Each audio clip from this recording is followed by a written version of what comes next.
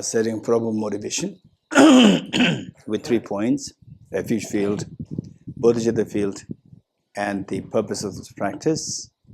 And for the refuge field, visualize Buddha Shakyamuni, His Holiness the Dalai Lama, and all Buddhas and Bodhisattvas.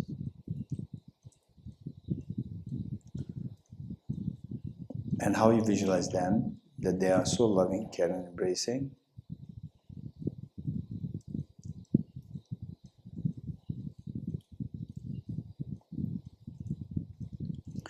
Bodhicitta field, visualize your two parents and all of them members, including children and all their mother sentient beings here in India, in your own country, in the world, in the entire the oceans and all the oceans, every ocean having trillions and trillions of creatures. Visualize all these creatures, and in the wilderness, everywhere in the world, containing again trillions of creatures, from the tiniest of the insects to the biggest of the elephants and so forth, and in the entire cosmos, the Milky Way galaxy and the entire cosmos, entire world system, where you are like the mother and all others are like children. And the purpose of this practice is to awaken our hidden treasure, the seed of perfection. The seed of perfection to attain fearlessness and infinite happiness for you and for all other dimensional beings. And how to do that is by removing the mental dirt so the hidden treasure manifests. And how to remove the dirt is applying the corresponding remedies. What remedies apply depends on the nature of the mental defilements. Mental defilements become to know that, as Arya Nagarjuna indicated, season of karma afflictions is nirvana. Karma afflictions arise from conceptual thought of inappropriate attention, which in turn arises from the elaboration of self-grasping ignorance, and the elaboration ceases through the wisdom of emptiness. Identifying the 5 points, where the first one is a resultant state of the miseries, and the remaining 4 are the causal states. And all these, the 4, somehow they're linked, they're connected with the ignorance, self-grasping ignorance, viewing things as so object real, and that is the final culprit of our miseries in samsara. So given that this is the nature of the defilements, the remedy lies in the wisdom of emptiness. And to what extent the wisdom of emptiness can eradicate the mental defilements, given that mental defilements are of 2 levels, afflictive obscurations and cognitive obscurations. This remedy, to what extent it can eradicate the 2 kinds of mental defilements, is determined by the motivation. So the motivation of renunciation, just desiring to get away from samsara for yourself, this will only help us to eradicate the afflictive obscurations and not the cognitive obscurations. Whereas the motivation to benefit not only yourself, not only to help yourself get out of samsara, but all other sentient beings, which is the motivation of bodhicitta, that can eradicate all the mental defilements and the treasure of you. It allows the treasure within us, hidden treasure within us, to manifest fully in the form of what is known as the full awakened state or the Buddhahood. So that is the purpose. With this mind, I request Venerable Petula to start the prayers. So page 3, page 3.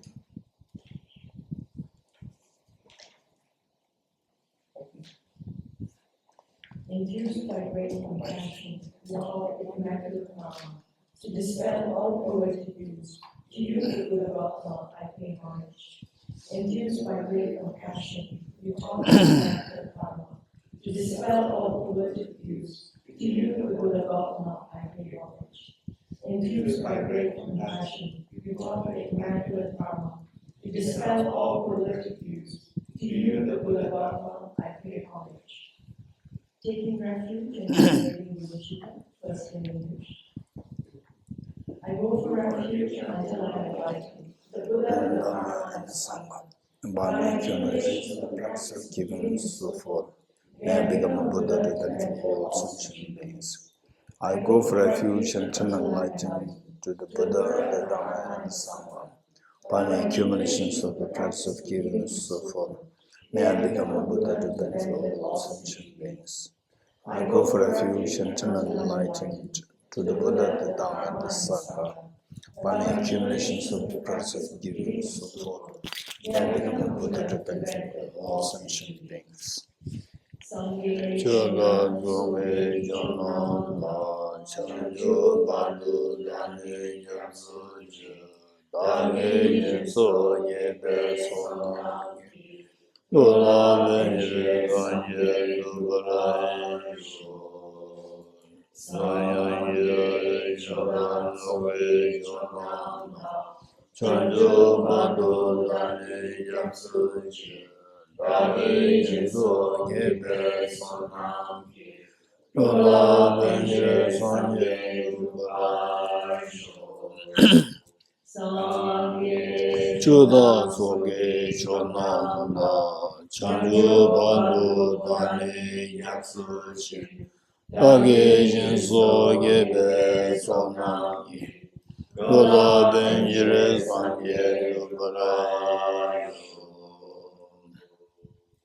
Independent origination, there is no ceasing, no arising, no annihilation, no permanence, no coming, no going, no separateness, and no sameness. I prostrate to the consummate Buddha, the supreme among all teachers, the one who taught this peace, which is free of elaborations. I prostrate to the mothers of the years, the Bodhisattvas and the Buddhas, which through the knowledge of all the tears seeking pacification to complete peace, which through the knowledge of Baha's causes having migrated to achieve the ends of the world, and through the revelation in which subdues expound the variety of teachings. The one who has transformed into the beloved guide, motivated by attitude to benefit sentient beings, the teacher, Sugata, and the protector, to you are my prostrations. The one who has eliminated the web of conceptual realizations, and is endowed with the divine bodies of the vast and profound, who eternally shines forth the forever noble light ways.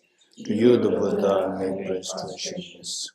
Inspired by wisdom and compassion, today in the Buddha's presence, I generate the mind of full awakening for the benefit of all sentient beings.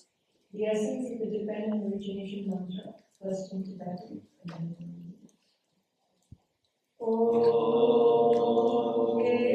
Dharma hetu prabhavam hetum tesham tatagato yavatat tesham chayo nirodha.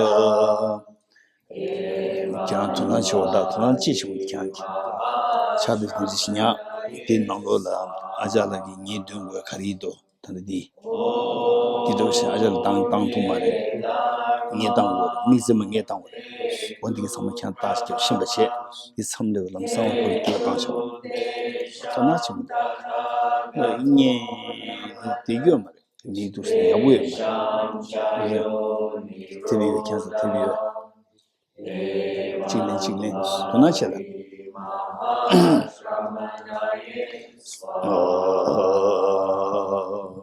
Om ye dharma hetu prabhavam hetum tesham tathagato yavatat tesham chayo nirodha.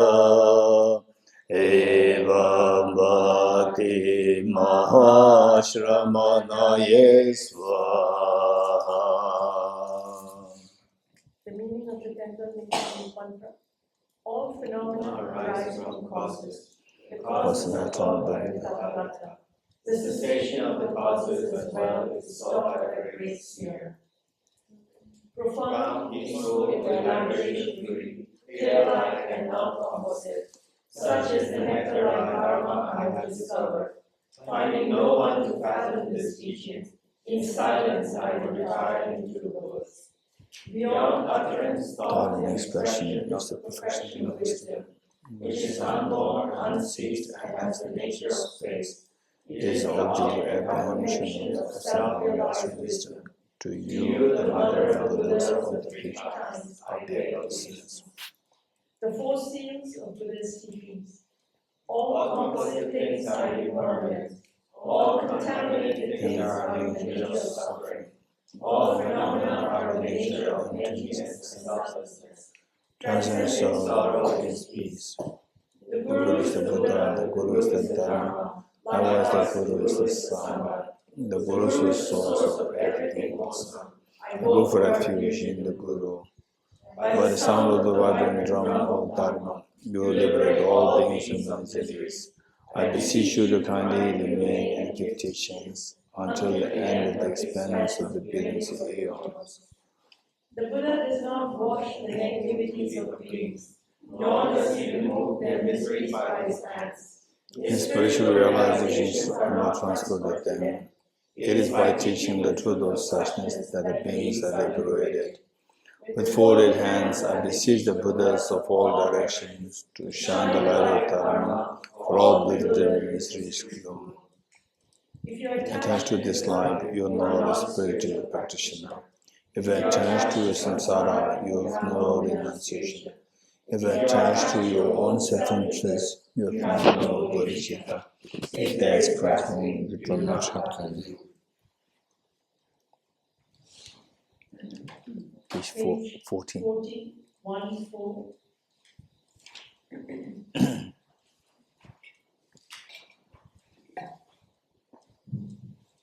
Praise to Shakyamuni Buddha, to the founder, the endowed transcendent destroyer, the one beyond, the four destroyer, the completely perfected for the awakened being, perfect in knowledge and inward conduct, Sugata, Lord of Lords, supreme God of human beings to be tamed, teacher of gods and human beings, to you the completely and fully awakened one, the endowed and destroyer, the glorious conqueror, the scepter from the Shaggy clan, I prostrate, never friends and go for refuge.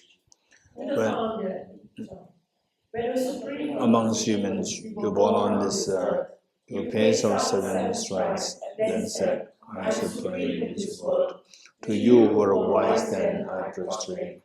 With pure bodies formed supremely pure, wisdom ocean like a golden mountain, fame that blazes in the three worlds, winner of the best, Lord, to you I prostrate. With the supreme science, face like a spotless moon, color like gold, to you I prostrate. Dusty like you, the three worlds are not. Incomparable wise one, to you I prostrate. The Savior having great compassion, the Founder having all understanding, the field of merit with qualities like vast ocean, to you the Tathagata I prostrate. The purity that frees from attachment, the virtue that frees from the lower realms, the one path, the sublime pure reality, to the Dhamma that pacifies self-restraint. Those who are liberated and also show the path of liberation. Holy Faith. Qualified with realizations, who are devoted to the moral precepts, to you, the Sangha, I prostrate. Do not commit any non-virtuous actions, perform only virtuous actions. Subdue your mind thoroughly. This is the teaching of the Buddha. A star, a visual aberration, a flame of lamp, an illusion, a drop of dew or a bubble, a dream, a flash of lightning, a cloud. See conditioned things as such. Through this merits may sentient beings attain the realm of all seeing.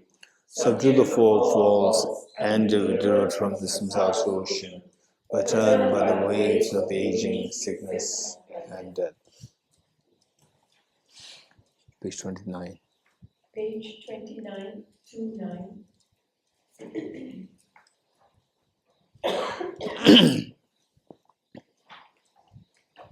The Heart Sutra, the Perfection of Wisdom Sutra.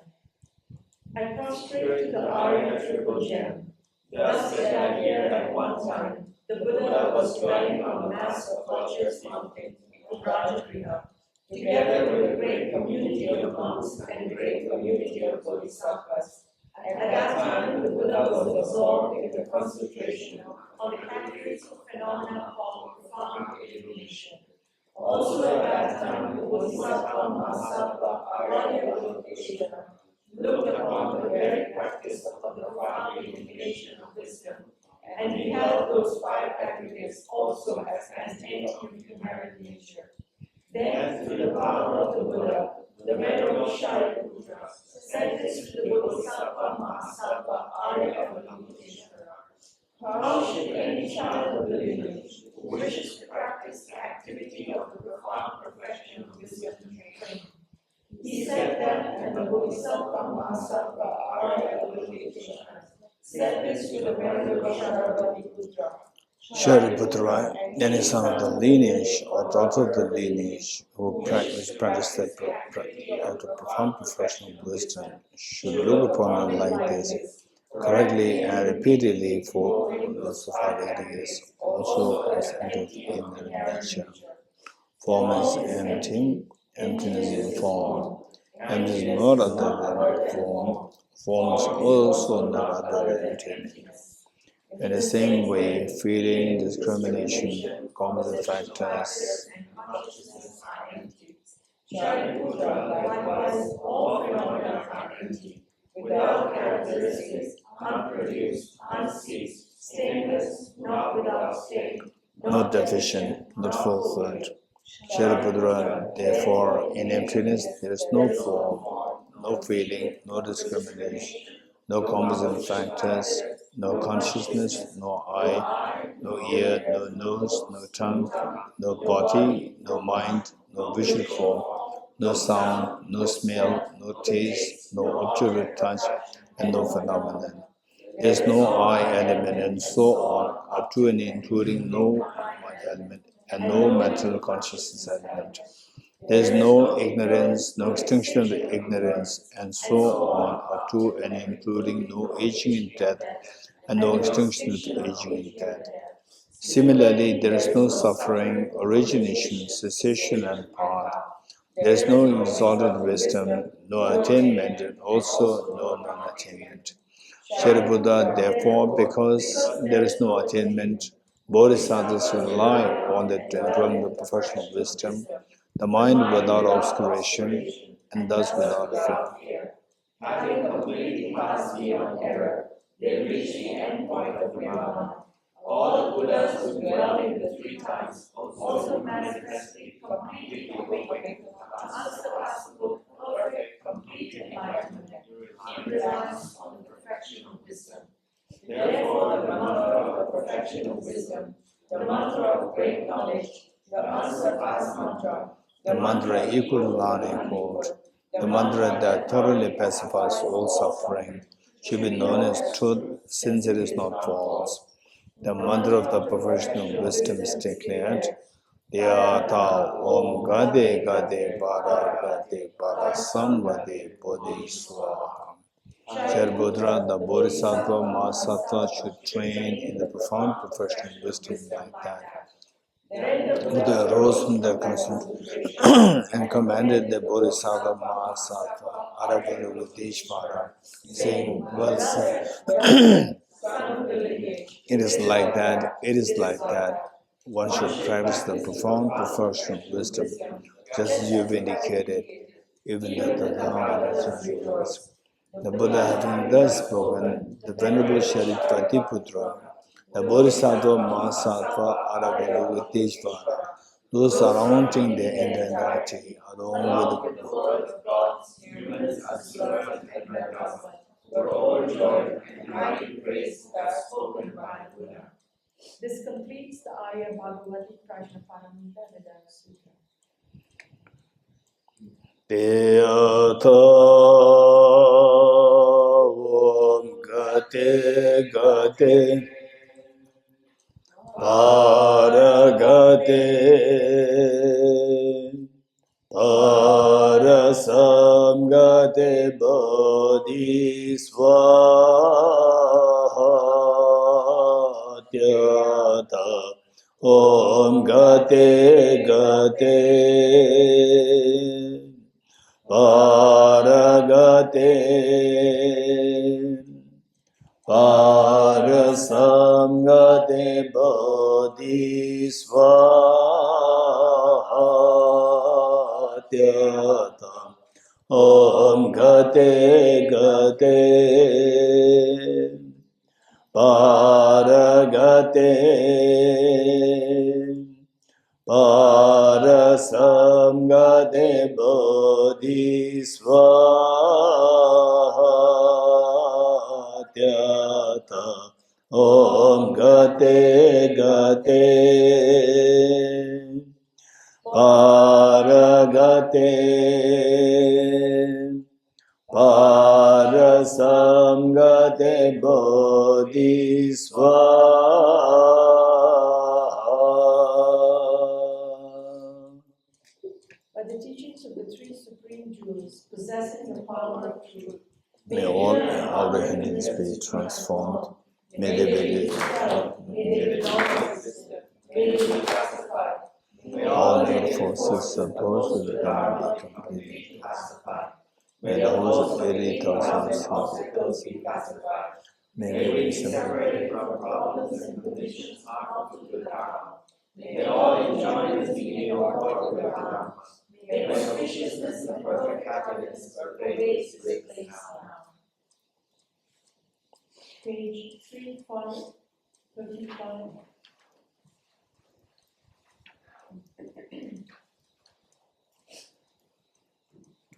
8 verses for training the mind by Geshe. With a determination to Achieve the highest aim for the benefit of all sentient beings, which surpasses even the wish-fulfilling gem. May I hold them dear at all times.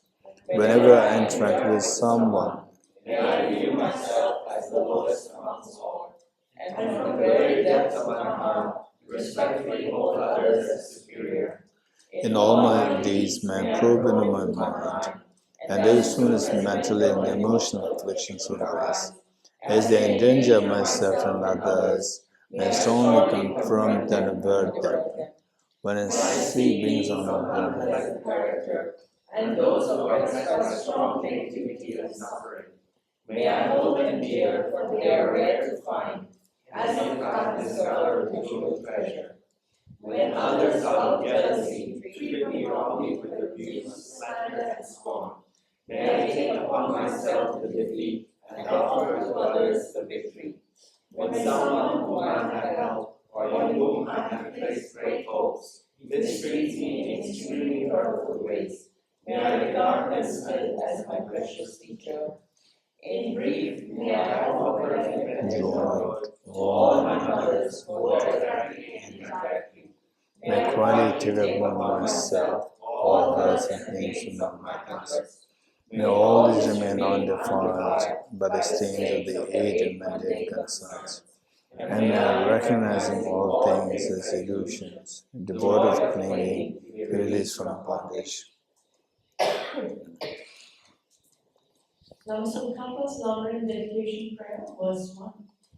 From my two collections, Vast space that have been blessed from working with effort at this practice for a great length of time. May I become the chief leading Buddha for all those whose minds were their eyes blinded by ignorance. 7 practice. 7-11 practice. The excerpt from the King of Prayers, the extraordinary aspiration of the practices from Bhagavatam.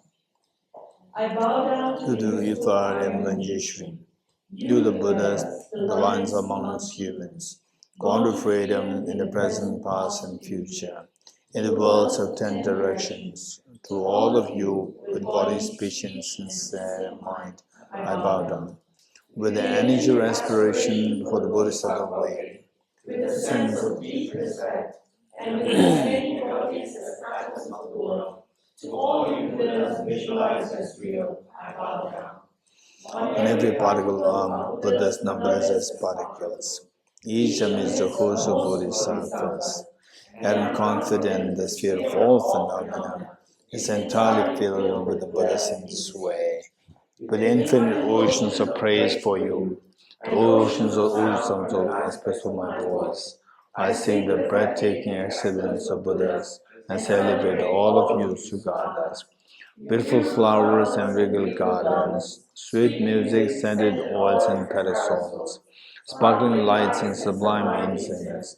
I offer it to you victorious ones. Fine dress and fragrant perfumes, sandalwood powder heaped high as Mount Meru. All wondrous offerings in spectacular array, offering to you victorious ones. With transcendent offerings, peerless and vast, with profound admiration for all the Buddhas, with strength of conviction in the Bodhisattva way, I offer and bow down to all victorious ones.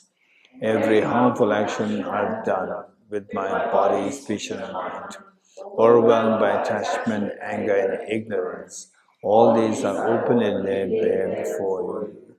I lift my heart and rejoice in all the merit of the Buddhas and Bodhisattvas in 10 directions, of solitary realizers, hearers still training, and those beyond, and of all ordinary beings. You are the bright lights of the worlds in 10 directions, who have attained the Buddha's omniscience through the stage of awakening. All you who are my guides, please turn the supreme will of Dharma. With palms together, I earnestly request you who may actually parinirvana, please stay with us for eons numberless as atoms of the world, for the happiness and well-being of all wanderers in samsara. Whatever slight merit I may have accumulated by making prostrations, offering and confessing, rejoicing and requesting that the Buddha stay and teach, I now dedicate all this for the full awakening of all beings. The short mandala offering on page 40. On this ground, adorned with perfume, strewn with flowers, adorned with Mount Meru, the 4 continents, the sun, and the moon, I imagine this as a Buddha failed and offer it. May all sentient beings enjoy this pure land. O Sajid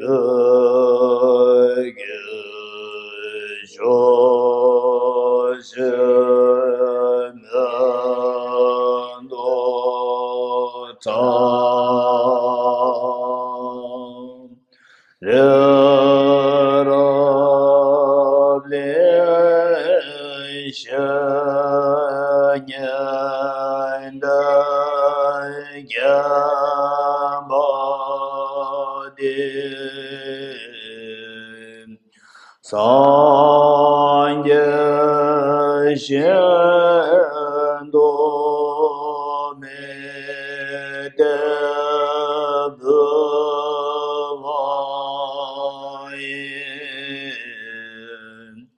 Toganam Da Shalai Chabalai Shom. The 4 dharmas of Venerable Damdul. May I be blessed that my mind is directed towards the Dharma. May be blessed that my May be blessed that the path is free of flaws. May be blessed that the flaws are seen in the light of exalted wisdom. The 4 dharmas of Venerable Bhikshu Mahasattva, becoming utterly frustrated with the ignorance. Please bless me to generate genuine renunciation, seeing all aspects of samsara as viciously repulsive. Please bless me The monastery overflows with the precious bodhicitta that cherishes others more than myself. Please have an immaculate experience of wisdom of emptiness that doesn't see even an atom of intrinsic reality or the basis of understanding how things come into being by dependent origination through mere conditioning. Please bless the mind stream overflows with the precious wisdom of the non-duality of bliss and emptiness. Idam Guru Ratna Mende Nagam Nirateyame.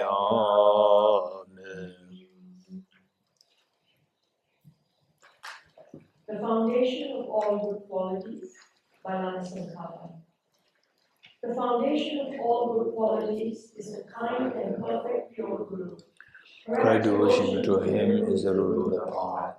By clearly seeing this and applying great effort, please bless me rely upon him with great respect. Understanding that the precious freedom of this rebirth is found only once. It is greatly meaningful and is difficult to find again. Please bless me to generate the mind that unceasingly, day and night, takes its essence. This life is as impermanent as the water bubble. Remember how quickly it decays and death comes. After death, just like a shadow follows the body, the results of virtues and non-virtues come as follows. Finding firm and definite conviction in this. Please bless me always to be careful, to abandon even the slightest negativity, and accomplish all virtuous deeds. Samsaric splendors are unsatisfying and unreliable. Seeking them is the door to all suffering.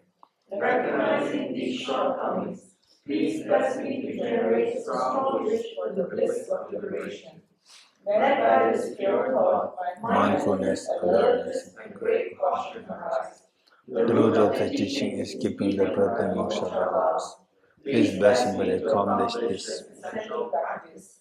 Yes, I've fallen into a sea of sun and sun, so to all my laboratory beings. Please bless me to say this, train in Supreme Bodhicitta, and bear the responsibility of freeing my creative beings. Even if I develop Bodhicitta, but I don't practice the three types of morality, I'll not achieve enlightenment. With my clear recognition of this, please bless me to practice the Bodhisattva vows with great energy. Once I have pacified distractions through the objects and correctly analyzed the meaning of reality, please bless me to generate quickly within my mind stream the unified path of karma abiding and special insight.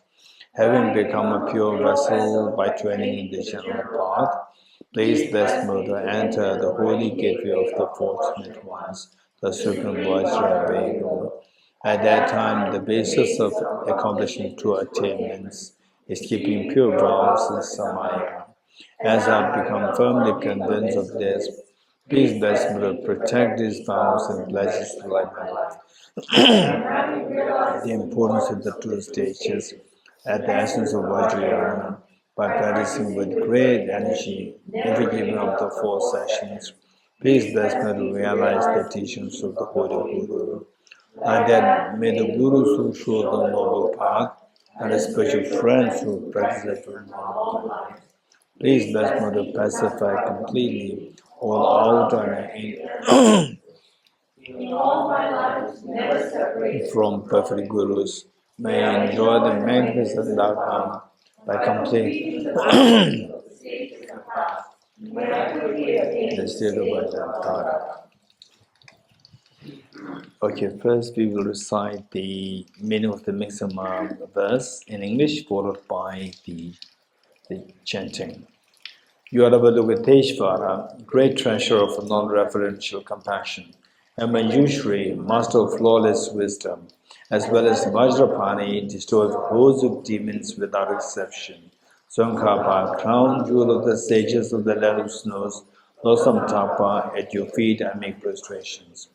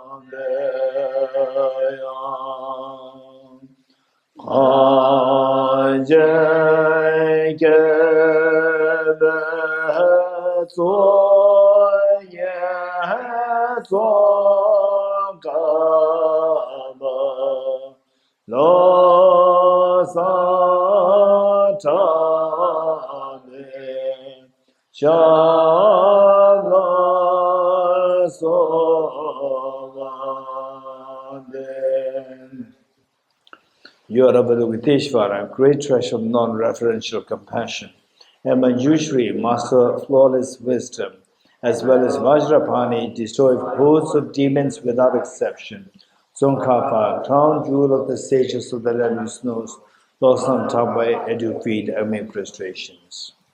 Okay, so next is generating the mind of consummate yoga, which consists of, that is the main practice, which consists of 4 parts.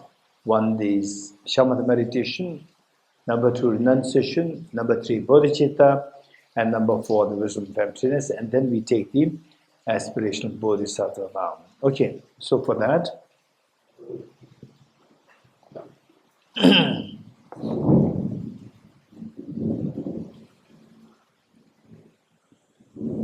okay, 5 minutes of the breathing meditation, shamatha meditation ready, 5 minutes.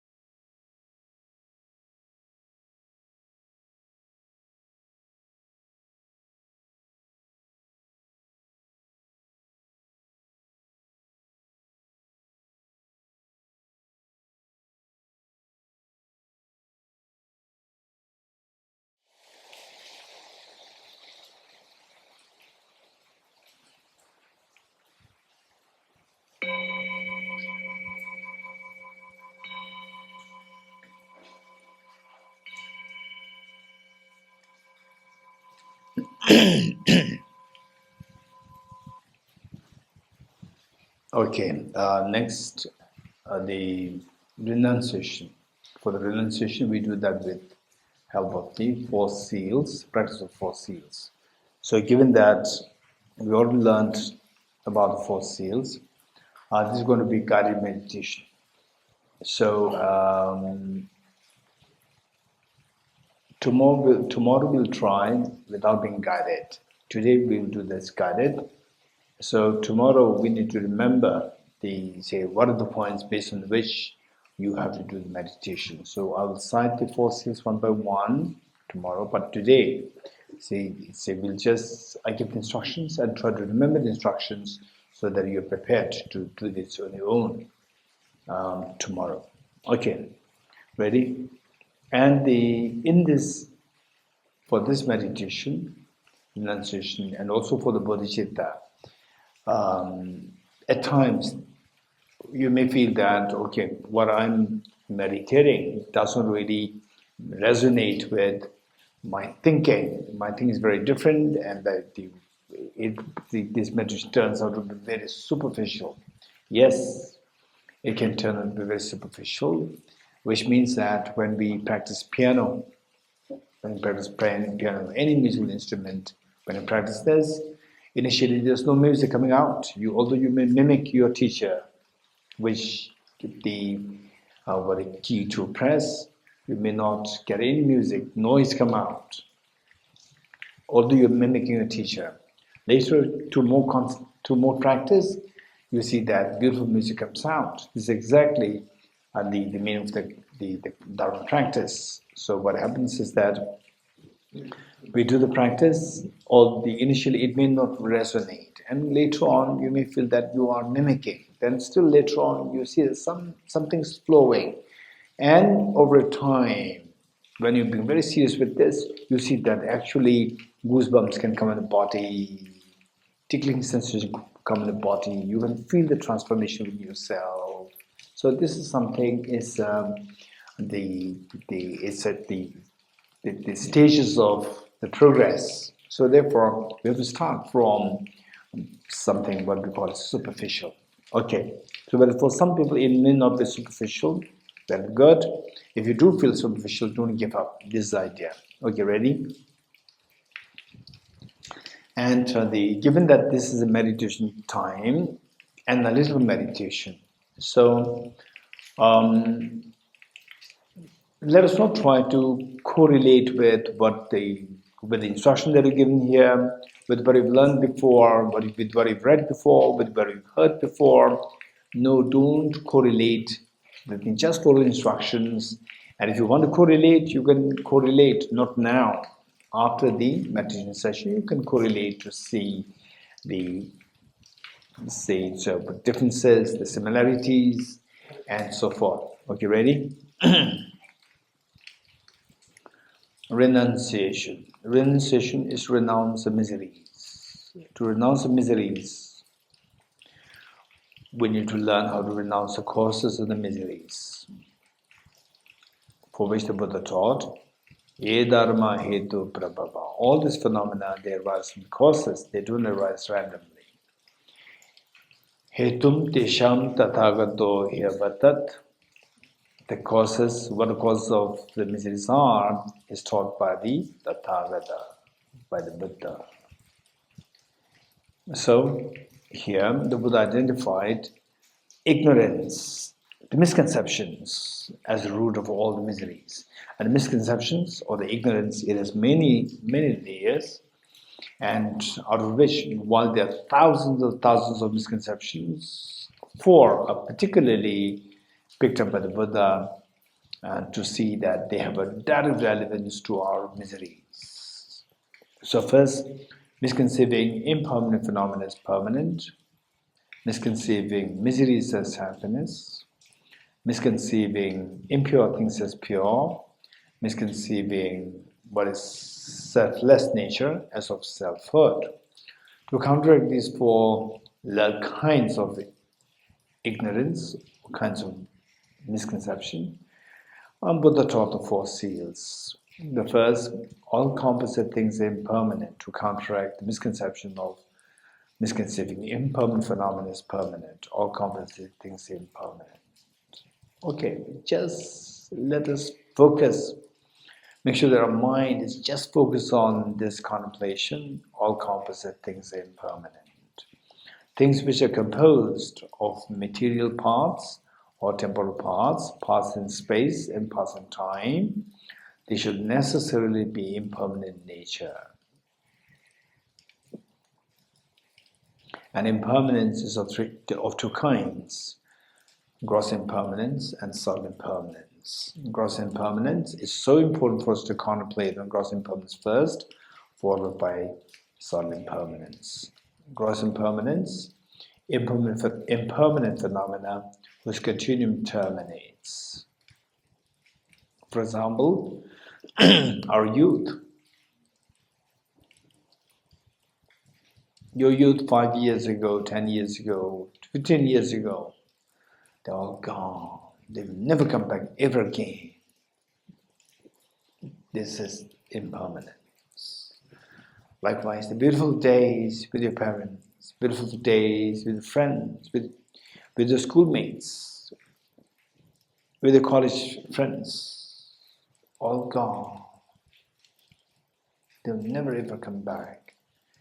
And the big men, Julius Caesar, Alexander the Great, Genghis Khan, and so forth, they're all gone.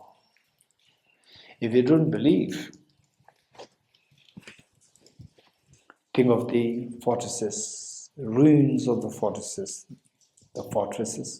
These are the proofs that once upon a time such people existed. And look at the big, huge, gigantic pyramids. What are these? These are the places where these the so-called great pharaohs were buried. Now, archaeologists, they play with their bodies, not even being able to identify who that person was. That is impermanence. So whenever we go to look at the old castles, the ruins of the fortresses and so forth, just take advantage of this. Go back in time, 1,000 years ago when this was first built. This was heavily guarded by the guards to protect the person inside, the king, the queens, and so forth. Where they now? They're all gone. The guards are gone. The kings, queens, they're all gone. This is impermanent. And this is reality. It's for this reason. And even the beautiful days, even the beautiful, watching the beautiful sunset, watching the beautiful waves in the oceans, what you've seen before, they're all gone. 200 years ago, 1,000 years ago, 2,000 years ago, 3,000 years ago, there were people on planet Earth, perhaps few million, and the parents, they have so much expectation from the children, and the children, they have so much expectation of their own career. Now, whether they ambition, career, fulfilled or not fulfilled, they're all gone. It's not that we are fortunate, that they are unfortunate. No, it's a matter of time. 100 years from now, down the line, in future, not even a single person today, a child who is newly born today, may survive out of 10,000 or 1,000, the 100,000 children, maybe 5, 2, 3, 4 of such children will survive as 100 years old men or women in 100 years down the line. But 150 years down the line in the future, guaranteed not even a single person will be survived. That is 100% for sure. Contemplating this, the Buddha taught that whatever gathers ends in separation. Whatever is accumulated gets exhausted. whatever is born dies. This is the reality. So contemplating on this makes us feel very realistic person. Okay, I should not be hanging on to myself to think that I'm permanent. I'm permanent on the planet Earth, and on that basis, so much attachment, jealousy, anger towards your competitors, thinking that I need everything good, nothing bad should happen to me. I'm a permanent entity. All these delusions will dissolve, and your life will be much, much easier for you. It's more beautiful for you, more easier. Your life will be easier for you. For us, this is reality. And this impermanence, the gross impermanence that we see, is possible only if there's a momentariness involved. For example, the change that you see over the span of, for example, yourself, age 20, in your 20s, 30s, 40s, 50s, 60s, 70s, whatever age. Just imagine 10 years ago, 20 years ago, perhaps you may not remember. Look at the photographs, old photographs, 10 years old photograph, 20 years old photograph, and see the difference. Yes, you can see you there. This is reality.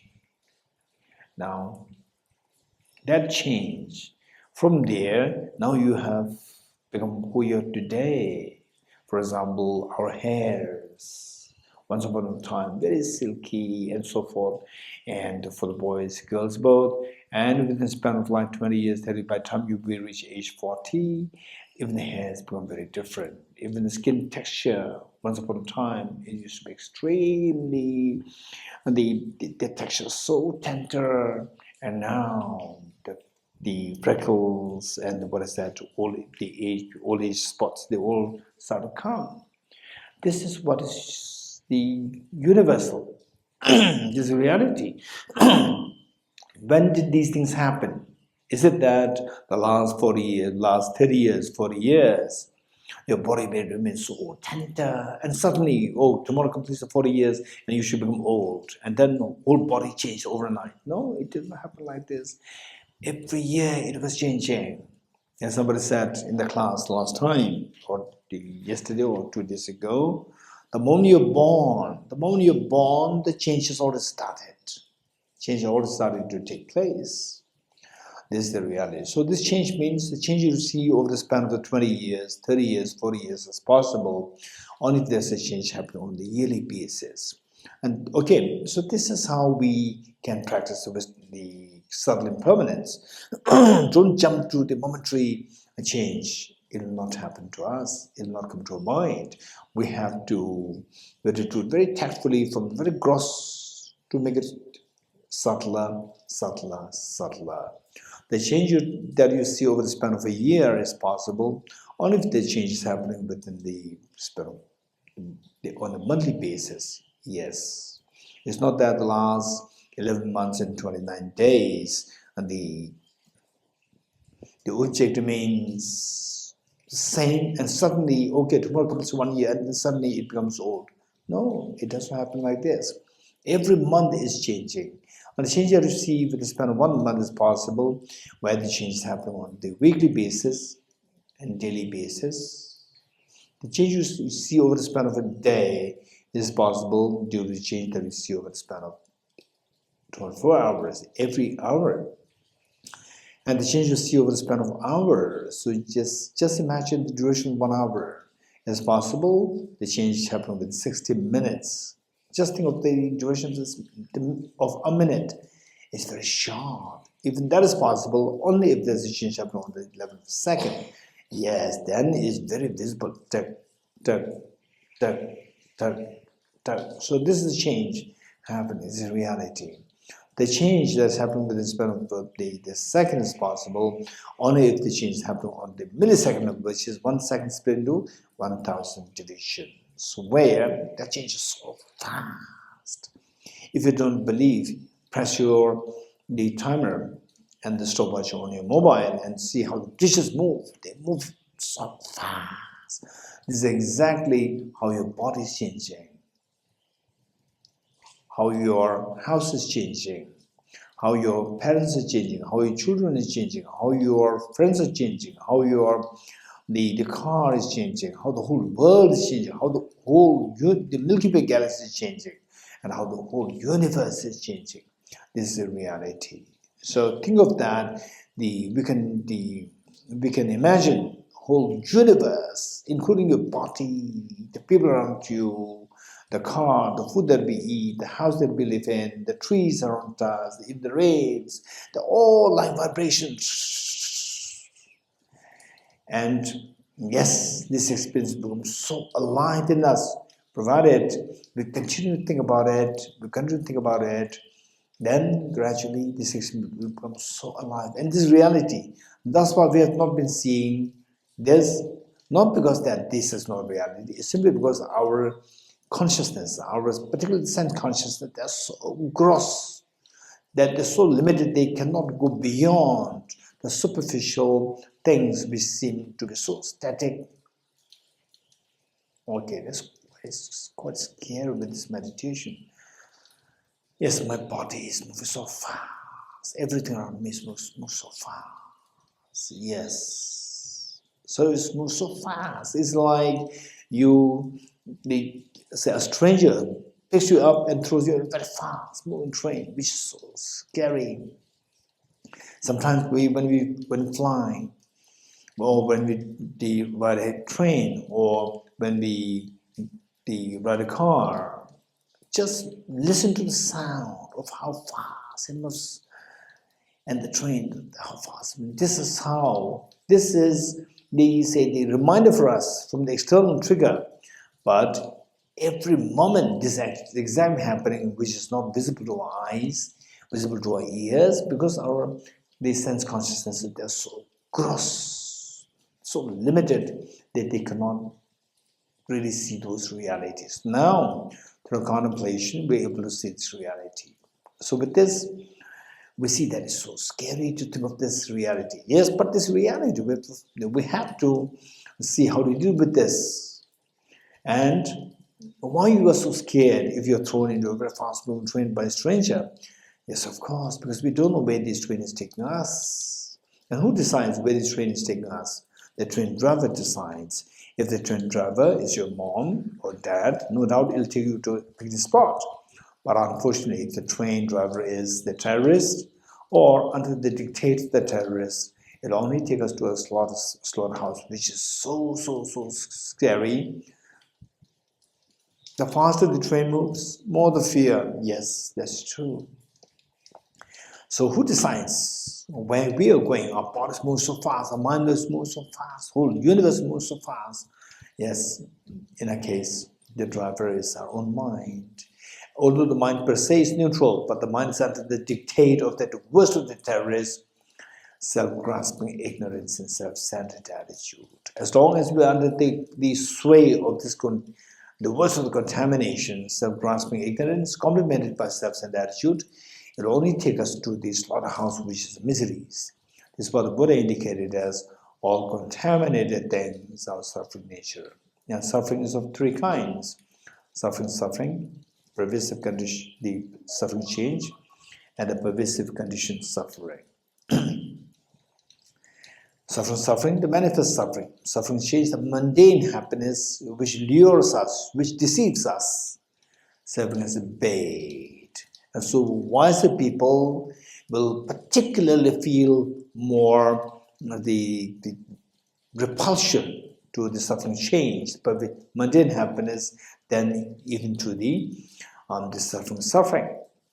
They will even more the repulsion to suffering change than the suffering, for the reason that suffering, yes, although when we go through this, is very painful, but it gives you the idea to get away from samsara. But suffering change says, no, don't get away from samsara. They are beautiful things. This is what trap us to make you continue to suffer even more with suffering. Wise people will see suffering of change as more vicious than suffering. And the wisest people will see the pervasive condition suffering, which is the mastermind for all the suffering. That is the worst. This is the most vicious thing. Whereas ordinary people, they even don't notice, they even don't have a clue that such a pervasive conditioned suffering exists. Whereas the wisest beings, they not only see the suffering change, but they see the pervasive conditioned suffering, the fact that we are under the sway of contaminant comes afflictions, there's no freedom. These two mastermind our existence and make us continue to go through suffering, meanwhile creating the delusional the suffering change to lure us, trap us. This is how the mastermind, pervasive conditioned suffering, is acting.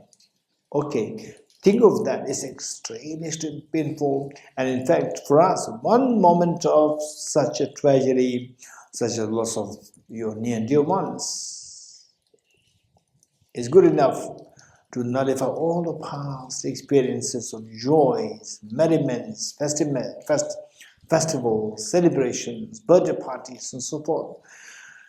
In the eyes of this experience, one moment of the tragedy of your life shatters everything. All this what is seen as so the like festivities, so forth, as just shatters into gloominess. You see somebody celebrating, you see somebody enjoying, you see that this is all so childish. Okay, yes, I understand this. It's real so painful. There's nothing to feel happy about. Even though what we see as happiness is nothing but a bait. The moment even the animals come to know that this food is a bait, they'll run away from this food. And we are human beings. We have a great degree of intelligence. The moment we see that, the mundane happiness, they're all the baits. Wise people will run away from this to see how they exit, get out of samsara altogether. So the next, when will these problems stop? Suffering change, pervasive conditioned suffering. When will they stop? 2024 stopped on its own. When will these stop? They will never stop on their own. So while we talk about the impermanent phenomena, so three kinds, there is the third category as well. Of course, it can be subsumed under these two, gross and subtle, but we can classify it in a different way as well. One impermanent phenomenon whose continuum invariably stops. For example, your youth. You're the joy of the eating cheesecake and so forth. They are impermanent phenomena where the continuum invariably terminates, and then we end up into miseries, again, more miseries. Another class of impermanent phenomena whose continuum never terminates. For example, your mind, you as a person, time, they are impermanent, but they never terminate, they continue. There's a third category where the continuum never terminates until you put concerted effort, like the ignorance. It will never stop on its own. Our tears, they will never stop on their own. But we can bring an end to them, provided we put concerted efforts. What kind of effort is required? Check the root of these miseries. The root is the ignorance. So, how to just do things to counteract the ignorance? That is a wisdom. Introduce a wisdom. What is a wisdom? Wisdom, by the definition, is a discerning mind whose apprehension of the object tallies with reality. What is a reality? Reality is what the Buddha indicated as everything's nature, emptiness, selflessness. What does it mean by that? It means that just as the dream, the moment you discover the dream goes as a dream, not as a real ghost, you are liberated. When this liberation from the fear of the dream ghost happens, is you're going to wake up. So the Buddha taught, wake up from the sleep of ignorance. By seeing everything like a dream, the Buddha taught that everything is like a dream. What do you mean by dream? What is so special about the dream? The dream is nothing but subjective. The moment we see things as objective, fears arise. We lose freedom. The moment we see things as subjective, real, empty of objective reality, you gain the liberation, total freedom from the ensnarement of the external factors. Wow, that's amazing. Okay, just imagine that just you wake up from the nightmare of the ghost chasing you in the dream, and the moment you wake up, you feel such a relief that this is my dream, is purely subjective, empty of objective reality. The fear dissolves. Likewise, just imagine that you wake up from the sleep of ignorance of samsara, and all the fears of samsara drops, seeing that everything is purely subjective like a dream. Just think of that. Wow, that's amazing. If it does happen, this would be the greatest thing to be celebrated. We celebrate the weddings, we celebrate the birthdays and so forth. These are all samsaric where miseries are invited. But this is something where waking up from sleep of ignorance, putting an end to all the tears, the painful tears of life, that is really to be celebrated. That is something, the only thing that deserves to be celebrated. Yes, it's amazing, this is amazing. But what is the experience like? So what's the benefit of this practice? Yes, just as you wake up from the sleep of ignorance and sleep of just as you wake up from the conventional dream of the ghost, the relief, total relief of freedom from the ghost comes to you. Likewise, you wake from the sleep of ignorance, all the miseries are transcended, and you experience total peace. This is what Buddha indicated as a fourth seal. Transcending sorrow is absolute peace. Okay, just remain in the state, imagining that may I forever remain in this experience where everything is seen as empty of objective reality, purely subjective. Objective is all empty, and this is the waking up. Let me forever remain in this experience of emptiness where I experience a waking up from the sleep of ignorance, so that my miseries will come to an end altogether. Stay in this experience for a while. That experience is known as the wisdom of emptiness, or that experience, that aspiration to stay in this experience where all the miseries are transcended is known as renunciation. Okay, slowly come out of this practice to move to the bodhicitta practice. Okay, slowly come out.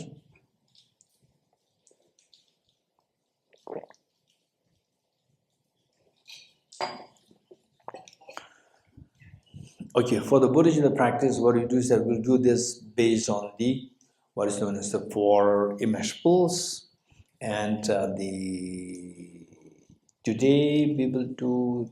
Okay, yeah, we'll do all the 4 immeasurables. We still have time. We will do the 4 immeasurables. So again, it's going to be guided meditation. Our job is just to flow your mind, let your mind flow with instructions. And even though, so this practice is where some people say that this practice seems so superficial. Yes, it's going to be superficial. Never mind. Never give up. Never give up. Finally, we come to realize that our happiness is directly proportional to the compassion. So, where you have the universal compassion, you have the universal happiness coming about, and we see the maximum happiness. Okay, ready? Given that this is an extremely precious meditation on compassion, universal compassion, and we never experienced that before, ever in the past lives. So as such, we require incredible support of the Triple Gem, but the Buddhas Bodhisattvas. Just invoke the blessings of all Buddhas Bodhisattvas. Imagine all Buddhas Bodhisattvas are there with us, in the space in front of us, and for whom you are practicing this compassion is for yourself and for all the sentient beings. Just imagine all sentient beings with you, surrounded by all sentient beings. Okay, ready? First, the immeasurable loving kindness. How good would it be that all my dear sentient beings are endowed with happiness and the causes of happiness. And the cause of happiness primarily consisting of the wisdom of emptiness, the most fearless mind of the wisdom of emptiness, and the most beautiful mind of the bodhicitta, altruistic mind of compassion mind of bodhicitta. May all my dear mother sentient beings be endowed with happiness and the causes of happiness. I will take the responsibility that all my dear mother sentient beings are endowed with happiness and the causes of happiness. The Buddhas and Bodhisattvas, witnessing that you are making such a courageous commitment, like the mother after all these many years of raising her children, today the eldest daughter is just age 12 and the eldest son is 11, two of them, come to the mother, tell the mother, Mom, please take a rest. You have done everything for us and now we have grown up. We'll take care of our siblings. The mother could not believe her eyes and ears. So much of affection felt from you, sense of responsibility that she felt from you. This is exactly what happens to all Buddhas Bodhisattvas. Imagine that how happy, how proud the Buddhas Bodhisattvas feel of you having taken the responsibility of taking responsibility for all the demon sentient beings on your shoulder. And this joy and happiness invoke the compassionate minds of the Buddhas Bodhisattvas to send forth nectars, very soothing lights towards you and all demon sentient beings. Their mere touch of lights and nectars with the body speaks of yours instills in all happiness and the cause of happiness within you and all beings. And you witnessing such a miracle is happening to you and all demon sentient beings. You're intensely happy. Take 3 deep breaths, sighing with relief.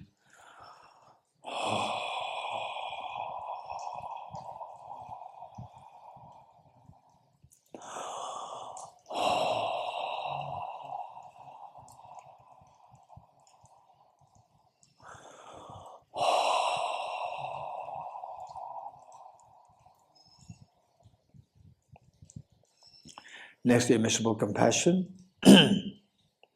How good would it be that all my dear mother sentient beings are freed from suffering and the causes of suffering. Cause of suffering primarily consisting of self-grasping ignorance and self-centered attitude, and the offshoots in form of inappropriate tension, afflictions, gross afflictions, and the contaminant karmas. May all my dear mother sentient beings be freed from suffering and the causes of suffering. I'll take the responsibility that all my dear mother sentient beings are freed from suffering and the cause of suffering. The Buddhas and Bodhisattvas, witnessing that you're making such a courageous commitment, they're intense, happy, and proud of you. This pride and happiness invoke their compassionate minds to send forth nectars and very soothing lights to you and all demon sentient beings. The mere touch of lights and nectars with the body speaks to yours, washes of all the miseries and the cause of miseries from the minds of sentient beings in yourself. And you witnessing such a miracle is happening to all of demon sentient beings. You're intensely happy. Take 3 deep breaths, sigh with relief.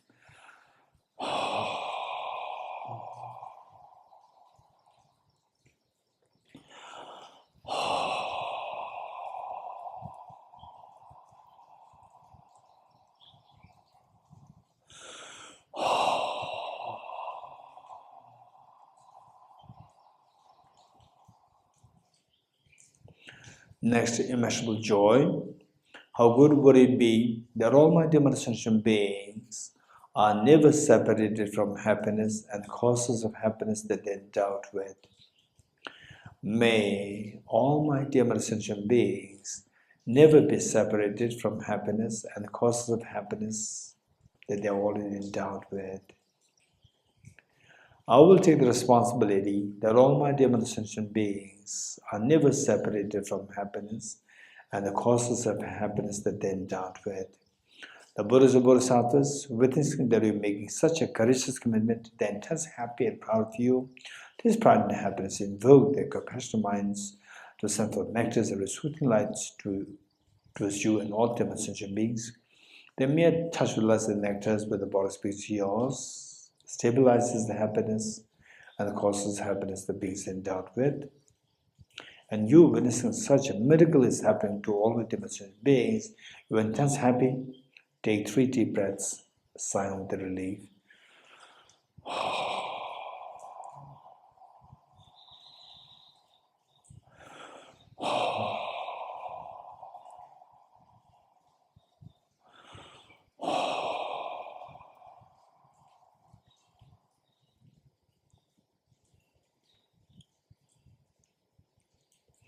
Next, immeasurable equanimity. How good would it be that all my dear sentient beings are freed from the biased attitude of excessive attachment towards some and aversion towards others, instead abiding in the great state of equanimity, embracing all other dear sentient beings equally, with total love and affection embrace, leaving none aside. May all my dear sentient beings be freed from the biased attitude of excessive attachment towards some and aversion towards others. I will take the responsibility that all my dear sentient beings are freed from the biased attitude of excessive attachment towards some and aversion towards others. The Buddhas and Bodhisattvas, witnessing that we make such a courageous commitment, their intense happiness and proud of you. This pride and happiness invoke their compassionate minds to send the nectars of soothing lights towards you and all dim sentient beings. They mere touch the lights and the nectars with the blossom beings yours. Frees the beings from the biased attitude of excessive attachment to some and aversion towards others, and instead making them abide in the great state of equanimity, embracing all other dim sentient beings equally with total love and affection and embrace, leaving none aside. And you witnessing such a miracle is happening to all of the sentient beings, you're intensely happy. Take 3 deep breaths, sigh with relief.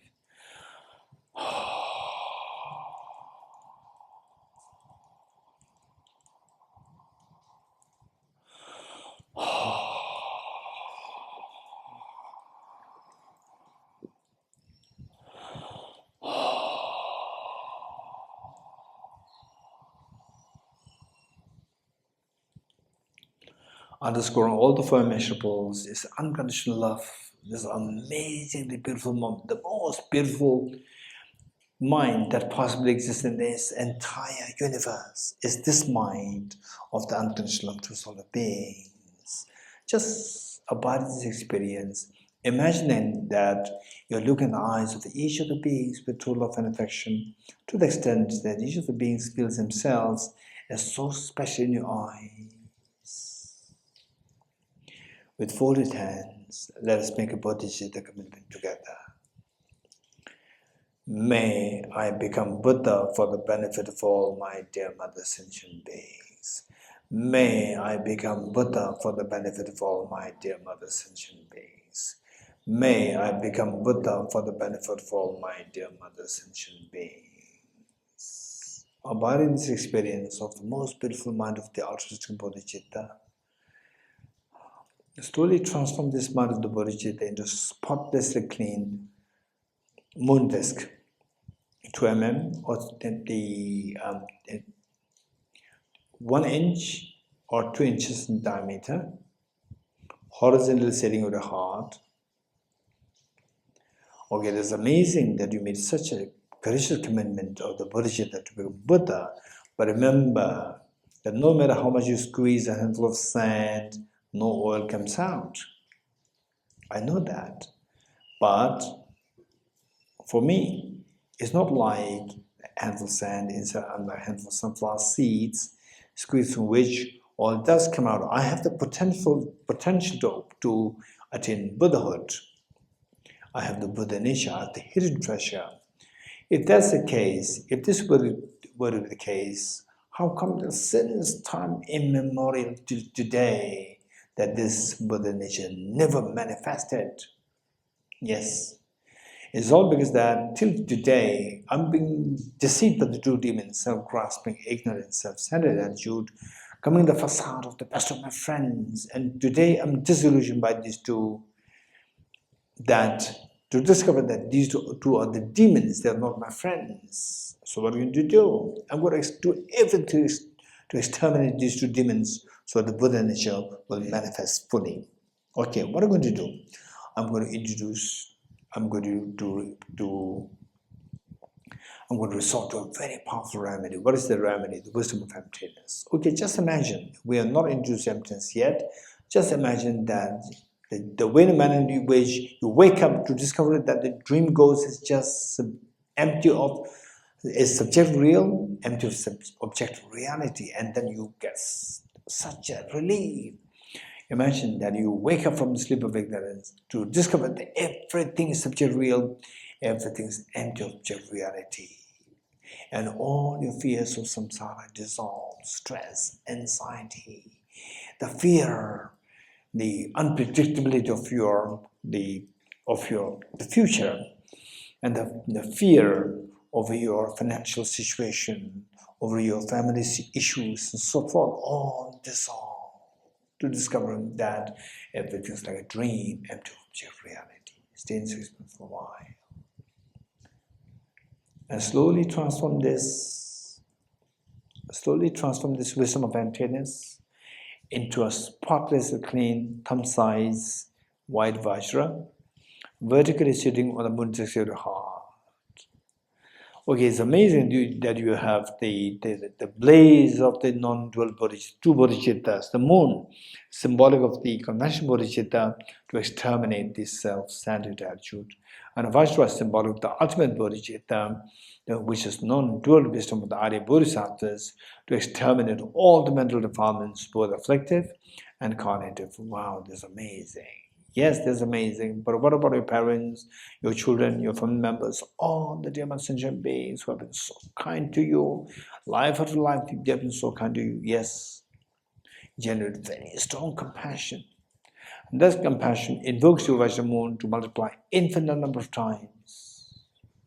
Share one set of the Vajra moon with your mother at her heart, one set with your father at his heart, one set with each one of them members, including children, and one with each of the sentient beings here in Thosamling in India, in your own country.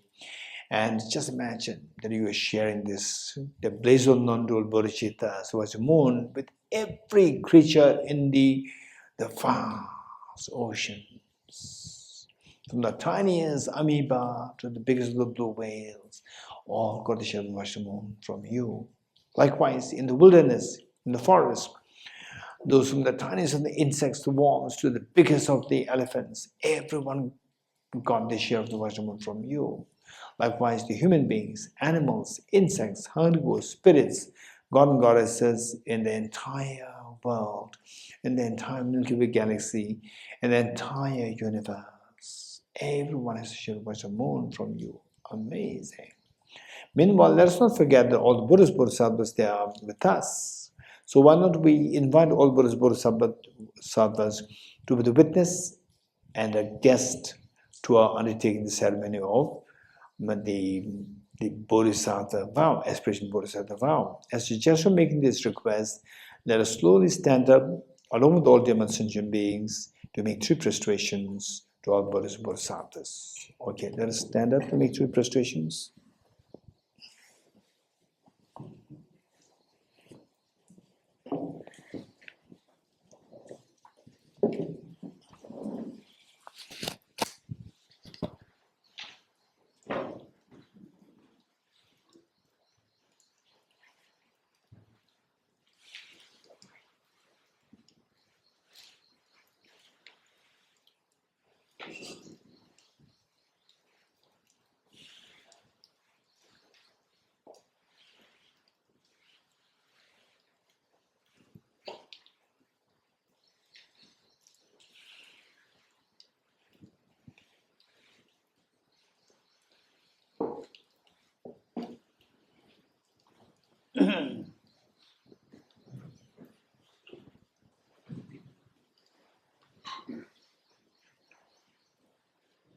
Okay, see if you can sit on your right knees.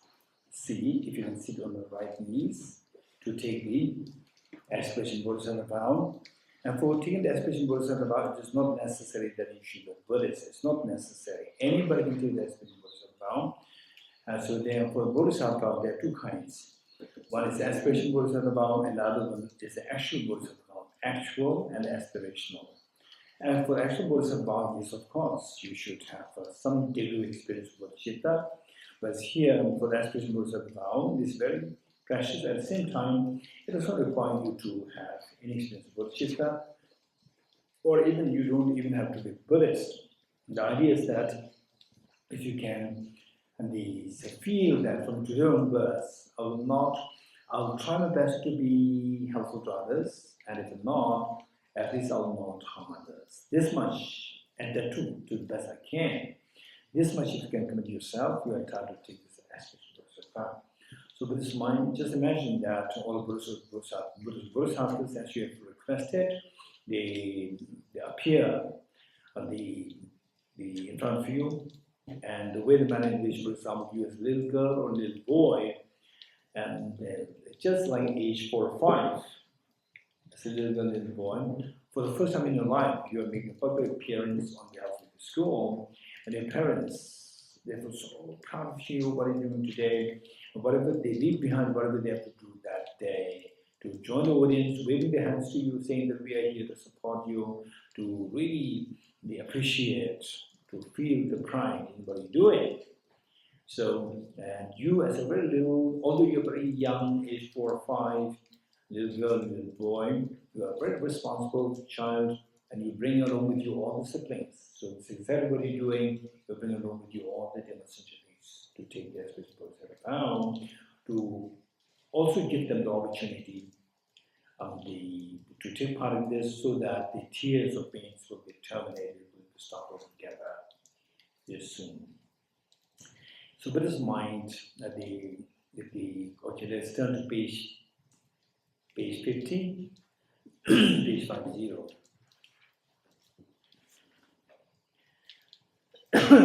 Okay, we're taking the, did we explain this? Yes. Already, yesterday. Okay, so since we already explained this, try to convert the meaning, and let me quickly explain it in a very, just a quick explanation. With the first one, this is a very important thing, and you can realize later on that finally in my life is the most important thing. Yes, I do have to work to survive myself, but then with respect to the seeking deeper meaning, what we do is the most important thing. So with this mind, say awaken your inner treasure. Once that is awakened for you, you don't have to depend on food, external factors, nothing. You don't require any other external factors. You're fully independent, you become fully liberated, and your compassion expands to infinity, and you are there for the beings, and you are not affected by any external factors. Your tears stopped, and your happiness expands to infinity, and you have helping all the other beings. So this is what we need to concentrate on as we do this. Recite the verse together. First verse, 3 times together. I go for refuge to the journey. I confess the negativity. I rejoice in the virtues of all the beings. I hold the precious preserved in my heart. I go for refuge to the journey. I confess the negativity. I rejoice in the virtues of all the beings. I hold the precious preserved in my heart. I go for refuge to the journey. I confess the negativity. I rejoice in the virtues of all beings. I hold the precious preserved in my heart. Gurus, Buddhas, and Bodhisattvas, please be just as the previous Buddhas have generated the mind of bodhicitta, and just as they successfully dwell in the Bodhisattva practices, likewise for the benefit of all sentient beings, I will generate the mind of bodhicitta, and likewise shall I do successfully in the Bodhisattva sciences. Gurus, Buddhas, please be just as the previous Buddhas have generated the mind of bodhicitta, and just as they successfully dwell in Bodhisattva practices, likewise for the benefit of all sentient beings, I will generate the mind of bodhicitta, and likewise shall I do successfully in the Bodhisattva sciences. Gurus, Buddhas, and Bodhisattvas, please be heed to me. Just as previous Buddhas have generated the mind of bodhicitta, and just as they successfully dwell in Bodhisattva practices, likewise for the benefit of all sentient beings, I will generate the mind of bodhicitta, and likewise shall I do successfully in the Bodhisattva sciences. Feel the joy of having received that spiritual Bodhisattva now. And just imagine that your mother, after all these many years of raising you, always getting complaint from the school principal saying that your daughter and your son, they are so mischievous. And today, the school principal comes escorted by other staff, teachers. And the mother's again very apprehensive. What kind of complaints? The school principal said, no, we came here to congratulate you. What for? She never heard this word, congratulations, from school, from the principal. And today, the principal said, we came here to congratulate you. My mother couldn't believe her eyes and ears. And what for? Your daughter, your son, two of them are appointed as the best students of the school for this year. Believe it or not, this is what the mother never heard. The only thing that she heard every year is a complaint from the school principal. Today, something very different has happened. This is exactly what happens to all Buddhist Bodhisattvas. All these innumerable lifetimes of Buddhist Bodhisattvas only wish that we don't experience suffering, but on the contrary, we experience a lot of suffering by engaging in the non-virtues. And the Buddhist Bodhisattvas have been always in the wishing that we embrace virtues so that we can have maximum happiness. On the contrary, we always chase after the non-virtues and shun the virtues, thereby always remaining deprived of their happiness. And today what he did is something very different, which makes the Buddhist Bodhisattvas all extremely proud and so happy. This happiness and pride the Buddhist Bodhisattvas feel invoke their own Vajramoon in a full-fledged form to multiply infinite number of times. Like rain shower, they descend and merge with the ones that visualize in your heart, thereby become a non-dual, stabilized, and blessed. Likewise, all these innumerable replicas of Vajramoon from the Buddhist Bodhisattvas, like rain shower, they descend and merge with the one that visualize the heart of the mother, the heart of the father, each one of family members, including children, all the beings, creatures in the ocean, creatures in the wilderness, in the planet Earth, the Milky Way galaxy, and the entire universe. Everyone, the Vajramoon that you share with them, they are being blessed, become non-dual, stabilized. That's amazing. This is the greatest of the moment in your life. And this is the best way by which to repay the kindness for all the demonstration beings. And today we've done this. We did it. And of all the offerings that we make to all Bodhisattvas, like a small child, even though the child is just a tiny flower, to offer the mother so much love for the mother, this is so precious. Likewise, the Buddha made it very clear that even if you feel the one moment of your practice of compassion, far excels the offering of the whole world. They're filled with gems, whole universe filled with gems, gold, silver, diamonds, offered to Bodhisattvas. If this were to be the case, what I mentioned of our having taken that spiritual Bodhisattva vow. So today, we've made the greatest offerings to all the Bodhisattvas. It's amazing.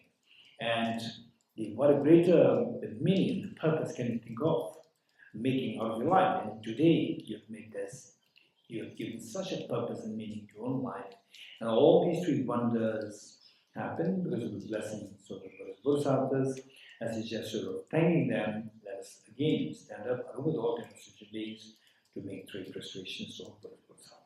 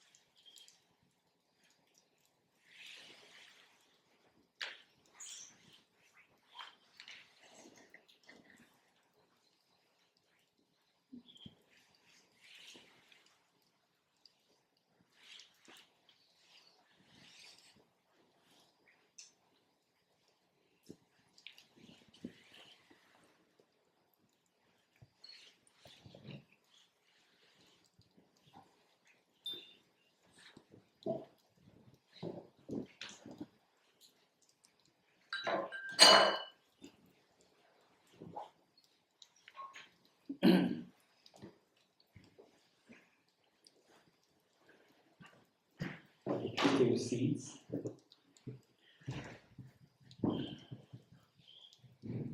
Okay, next page. page 51.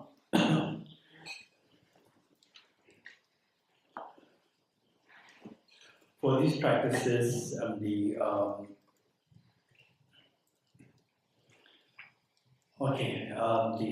what we know is that usually very sensible parents, what they do is that and I'm sure that each one of us, we have that experience. Your parents, when you're a little boy and girl, they'll make sure that you don't go with the bad companions. You agree? Why? Because of influence. So, with the bad companions, you learn so many bad things. With the good companions, you learn good things. So, therefore, that even this practice of compassion and so forth, in some places, compassion is unheard of. Compassion to others is unheard of. For the animals, they killing is easy. That's why they're potatoes. There's no compassion. Whereas some children, in some places where the whole community, the animals are seen as like potatoes. But children are born, you must have seen those video clips.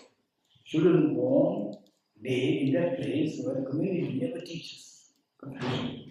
But the children, they manifest an instinctive compassion. They save the chickens, they save the goat, they cry. And the elders should be shameful to see that the little boys and girls, they were teaching you compassion. You have never learned this, and you have never taught this to your children. Children, they're teaching you. They're manifesting an instinctive, a natural display of compassion in them. So the point is that, likewise, saying these teachings of compassion, wisdom, and so forth, this is not something that will happen naturally. Because there are 8 billion human beings on planet Earth. How many have come up with the teaching of compassion? How many of them have come with the teaching on wisdom and emptiness? Less. So therefore, meeting with the wrong teaching is so easy, meeting with the correct teaching is so difficult. So therefore, we have to, what about in this life, somehow we can in contact with this teaching on bodhicitta, wisdom and emptiness. What about next life? Not sure. So therefore, how to make sure that in our next life this continuously happen? So one thing is that, of course, in this life, try your best to practice this. So the flow will happen, momentum will be carried forward to the next life.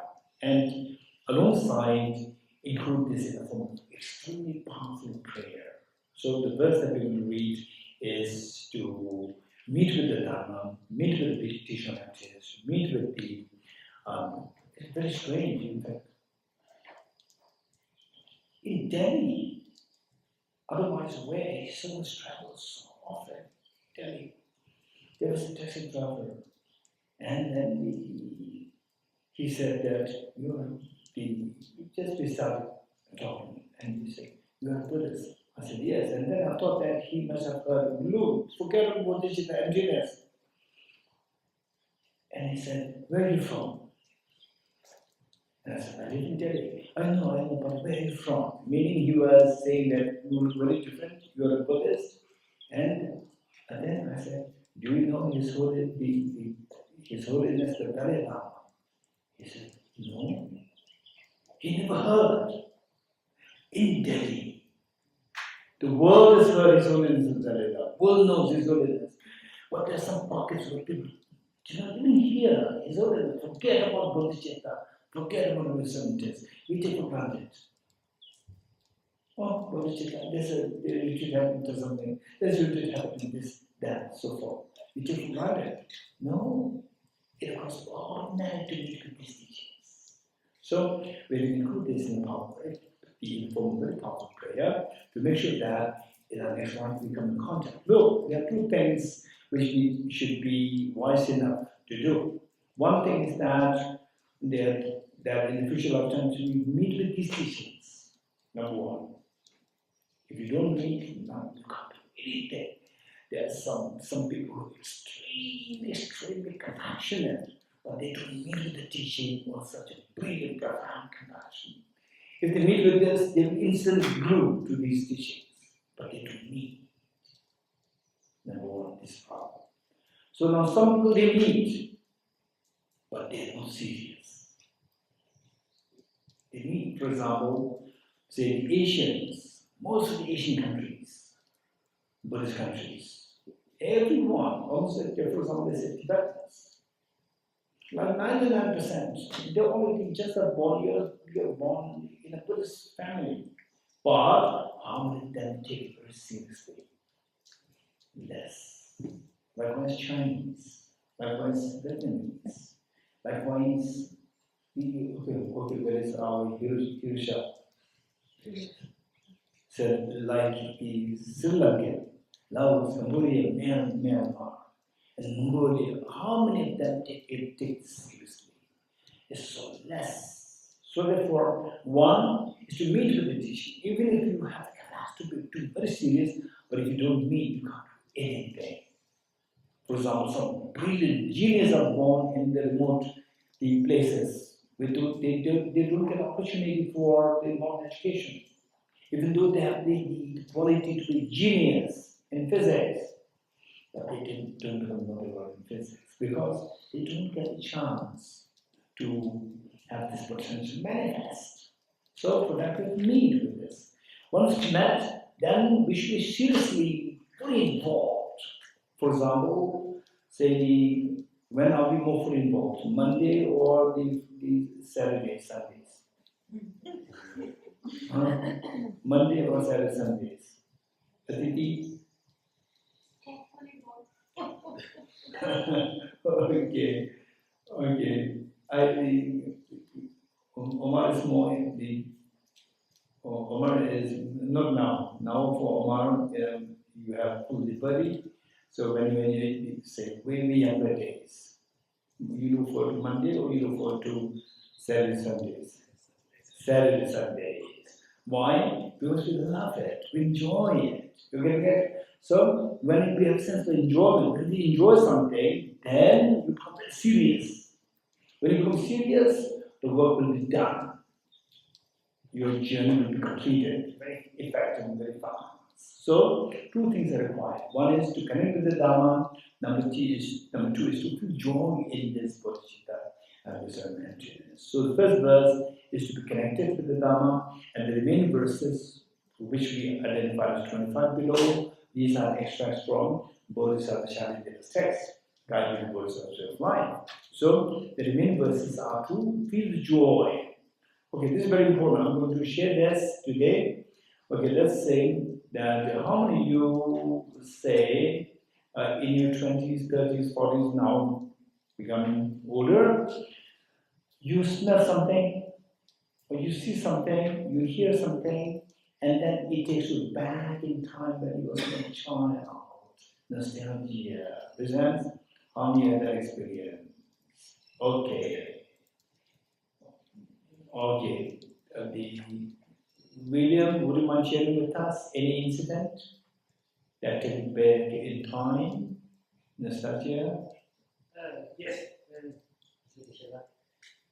was on the train ride. Oh. My parents, and in the olden days, train is firewood or coal, the burn kind of coal. And every time after the train ride coming back, body was full of ashes. Oh. And seeing The coal. coming out, steam, enjoying the breeze, carbon, ashes, before the body can get back, the whole person become darker. That was a real joy. Wonderful. Anyone else who has to share your experience? Yes. Sandalwood oil. Sandalwood oil. So every time I enter a temple, there's a sandalwood oil. Ah, sandalwood. Yes. Every temple has similar, and it's the same that has gone through as I go. So it brings nostalgia? Yeah. Very good. Okay, so the point is that, so in my case, let's say I remember my mom passed away when I was just 5 years old. Then after how many years? after 3 years, this young boy, then he sent to school, in a boarding school, and for 3 years, this boy just no idea about the mother. 3 years elapsed, and no idea about the mother. And just in school with other children, and one day the teacher gives us the inter-class Tibetan song competition. And the teacher sang a song which she was supposed to teach us. The teacher sang a song. The moment this teacher, that song is extremely crude. It's not beautiful at all. It's a very crude song, very village song, good village song. He sang a song, and this boy, little boy, tears started to roll down. Why? You know? Because this song used to be sung by my mother when I was a little boy. 1 year, 2 years, 3 years, 4 years, 5 years. My mother used to sing that. And for my mother left the world for 3 years, I didn't hear the song.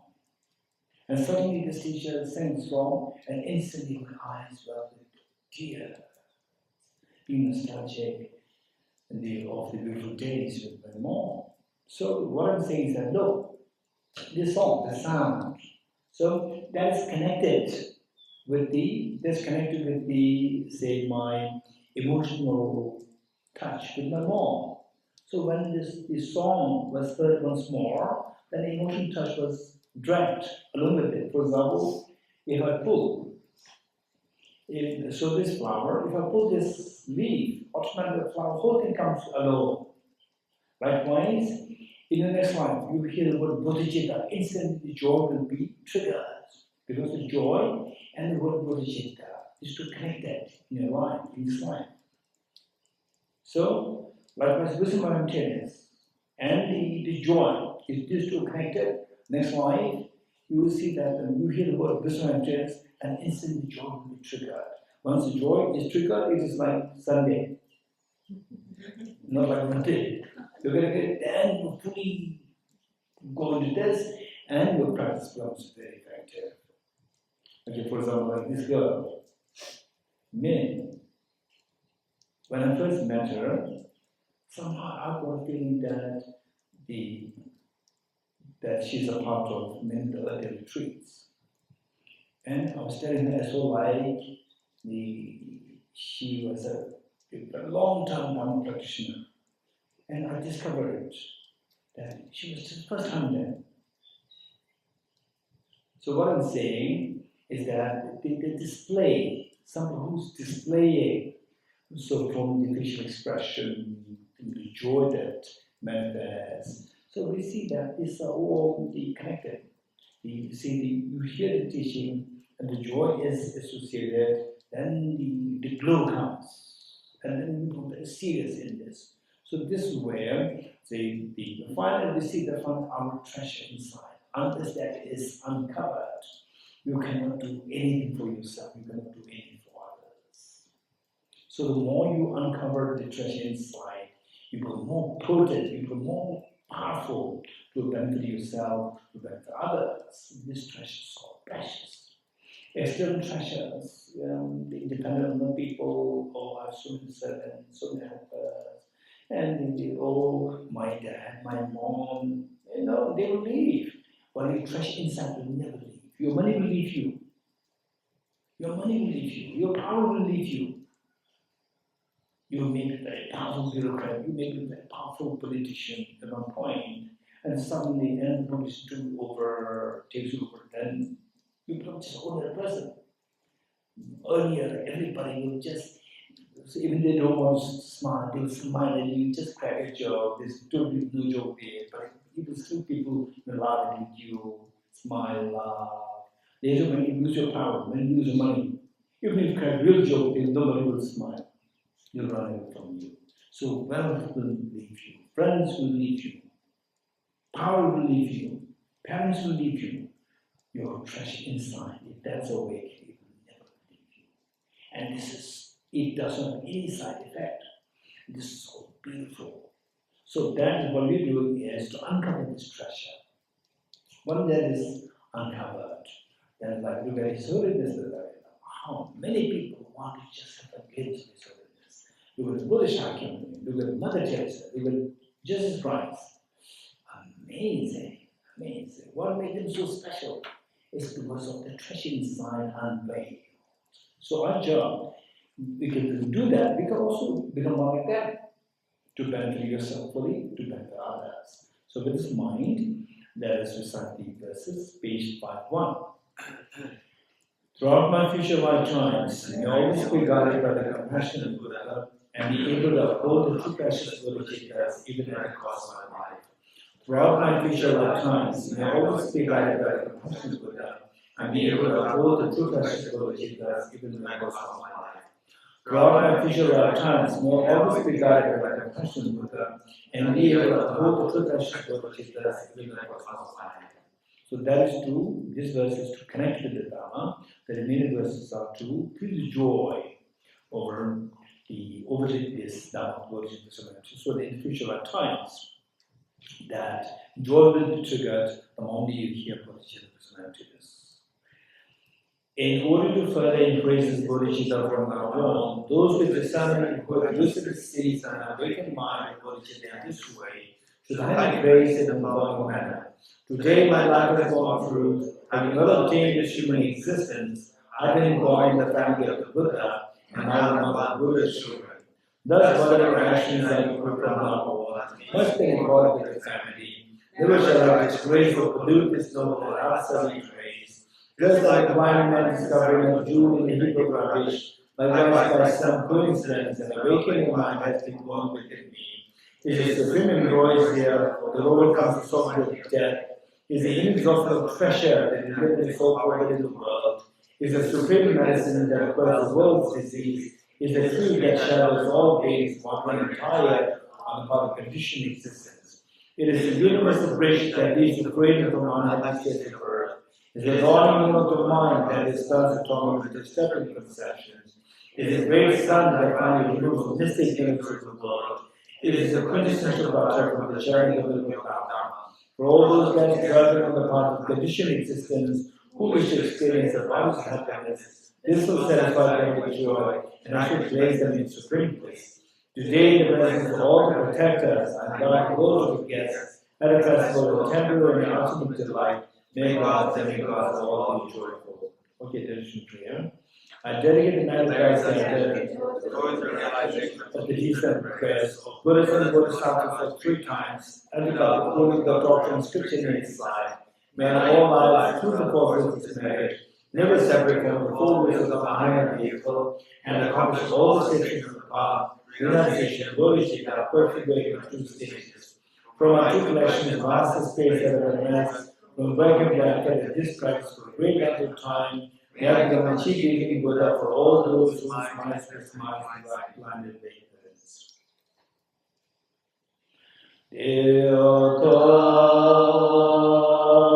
Om Gati Gati Arabhate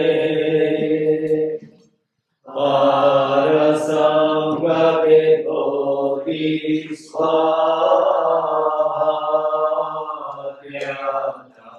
Om Gati Gati Arabhate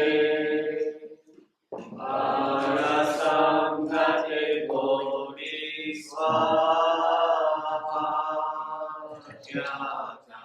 Om Gati Gati Arabhate